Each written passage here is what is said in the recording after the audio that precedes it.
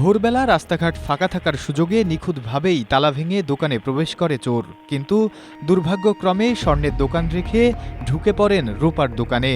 আর এতেই ভেস্তে যায় ৫ চোরের চুরির পরিকল্পনা। আধুনিক প্রযুক্তির বুদ্ধিমত্তার কাছে ধরাশায়ী হয় তারা। বুধবার ভোরে সুনামগঞ্জ শহরের কালীবাড়ি রোডের স্বর্ণপট্টির উষা জুয়েলার্সে ঘটে এই চাঞ্চল্যকর ঘটনা। ৫ সদস্যের একটি চোর চক্র দোকানের তালা ভেঙে ফেলে, এরপর বাইরে ৪ জন পাহারায় রেখে একজনকে ভেতরে ঢুকিয়ে দেওয়া হয়।